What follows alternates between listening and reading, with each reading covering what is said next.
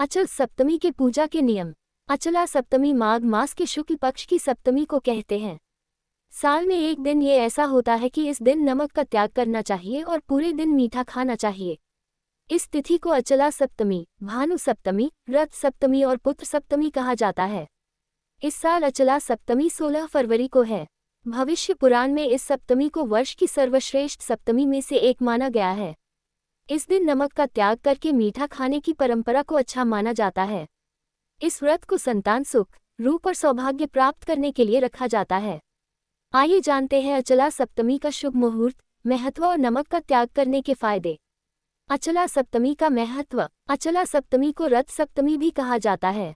इस व्रत के बारे में ऐसी मान्यता है कि इस दिन धरती पर सूर्य की पहली किरण पड़ी थी।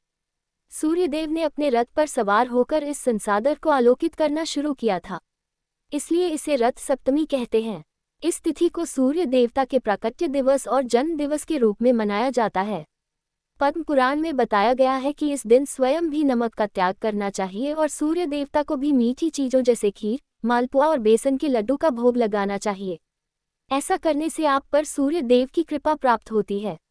अचला सप्तमी पर नमक का त्याग करने के फायदे। अचला सप्तमी पर नमक और तेल से बनी वस्तुओं का त्याग करके सूर्यदेव का व्रत करना चाहिए और सिर्फ मीठी चीज़ों का सेवन करना चाहिए। ऐसी मान्यता है कि जो लोग अचला सप्तमी पर नमक का त्याग करके सिर्फ मीठा भोजन करते हैं, उन्हें पूरे साल सप्तमी तिथि का व्रत करने की समान पुण्य की प्राप्ति होती है। ऐसे लोगों को सूर्यदेव की कृपा से कोई रोग नहीं होता है और ऐसे लोग समाज के साथ साथ करियर में भी खूब नाम रोशन करते हैं।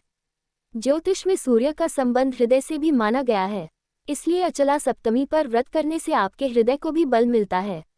मरने के बाद भी ऐसे लोग वैकुंठ में स्थान प्राप्त